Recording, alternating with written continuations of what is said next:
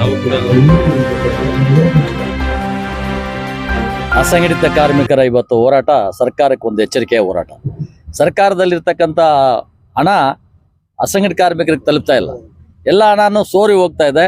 ಈ ಅಸಂಘಟಿತ ಕಾರ್ಮಿಕರಿಗೆ ಸಿಗಬೇಕಾದಂಥ ಸೌಲಭ್ಯಗಳು, ಅವ್ರಿಗೆ ಸಿಗಬೇಕಾದಂಥ ಭದ್ರತೆ ಒದಗಿಸ್ಕೊಡದೇ ಇರ್ತಕ್ಕಂಥ ಈ ಒಂದು ಸರ್ಕಾರ ಎಲ್ಲೋ ಒಂದು ಕಡೆ ಕಿವಿ ಮೂಗು ಇಲ್ಲದೆ ಇರ್ತಕ್ಕಂಥ ಕೆಲಸ ಮಾಡ್ತಾ ಇದೆ. ಇವತ್ತು ಕಣ್ಣು ಕಾಣದೇ ಇರ್ತಕ್ಕಂಥ ಈ ಸರ್ಕಾರಕ್ಕೆ ಎಚ್ಚರಿಕೆ ಕೊಡೋದಕ್ಕೆ ಇವತ್ತು ಅಸಂಘಟಿತ ಕಾರ್ಮಿಕರ ಮುಖಂಡರುಗಳೆಲ್ಲ ಸೇರಿ, ಅದರಲ್ಲೂ ವಿಶೇಷವಾಗಿ ದೇವರಾಜು ಒಂದು ಸಂಘಟನೆ ಅಧ್ಯಕ್ಷರಾಗಿ ಎಲ್ಲರನ್ನೂ ಒಟ್ಟು ಗೂಡಿಸಿದ್ದಾರೆ. ಇವತ್ತು ಅಸಂಘಟಿತ ಕಾರ್ಮಿಕರಲ್ಲಿ ನೂರಾರು ಸಂಘಟನೆಗಳಿದ್ದಾವೆ.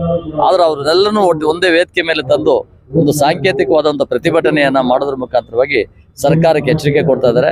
ಈಗಿನ ಕಾರ್ಮಿಕ ಸಚಿವರು ಎಲ್ಲ ಒಂದ್ ಕಡೆ ಐಷಾರಾಮಿ ಜೀವನ ಮಾಡ್ಕೊಂಡು ಹಣ ವಸೂಲಿ ಮಾಡೋದಕ್ಕೆ ಫಿಕ್ಸ್ ಮಾಡಿದ್ದಾರೆ. ಈ ಅಸಂಘಟಿತ ಕಾರ್ಮಿಕ ಕಲ್ಯಾಣ ಮಂಡಳಿಯಲ್ಲಿ ಹಣ ಎಷ್ಟಿದೆ, ಆ ಹಣದಲ್ಲಿ ನನಗೆ ಇಷ್ಟು % ಬರಬೇಕು, ಅದೇನ್ ಮಾಡ್ತಾರೆ ಗೊತ್ತಿಲ್ಲ, ತಂದ್ಕೊಡಿ, ಅದಕ್ಕೊಂದು ಯೋಜನೆ ಕ್ರಿಯೇಟ್ ಮಾಡಿ. ಒಂದು ಲ್ಯಾಪ್ಟಾಪ್ ತಗೋಬೇಕು, 30,000 ರೂಪಾಯಿ ಇರುತ್ತೆ, ಅದು 75,000 80,000 ಬಿಲ್ ಮಾಡಿ. ಈ ತರ ಮಾಡ್ತಾ ಇರ್ತಕ್ಕಂಥದ್ದು ಬಹಳ ತಪ್ಪಾಗಿದೆ. ಇಂಥ ಒಂದು ಹೋರಾಟಗಳನ್ನ ಮಾಡೋದ್ರ ಮುಖಾಂತರವಾಗಿ ಸರ್ಕಾರದ ಕಿವಿಯನ್ನ ಮತ್ತು ಕಣ್ಣನ್ನ ತಿರ್ಸುವಂತ ಕೆಲಸ ಮಾಡಬೇಕು. ಆ ದಿಕ್ಕಿನಲ್ಲಿ ವಿಶೇಷವಾದಂತಹ ಕಾರ್ಯಕ್ರಮಗಳು, ಇಂಥ ಹೋರಾಟಗಳು, ಪ್ರತಿಭಟನೆಗಳು, ಕಾರ್ಮಿಕರ ಒಂದು ಪ್ರತಿಭಟನೆಯ ಸಾಂಕೇತಿಕ ಪ್ರತಿಭಟನೆ ಆಗ್ತಾ ಇದೆ. ಇದಕ್ಕೆ ಅಖಿಲ ಭಾರತ ದಲಿತ ಕ್ರಿಯಾ ಸಮಿತಿ ಸಂಪೂರ್ಣವಾಗಿ ಬೆಂಬಲವನ್ನ ಘೋಷಿಸಿದೆ.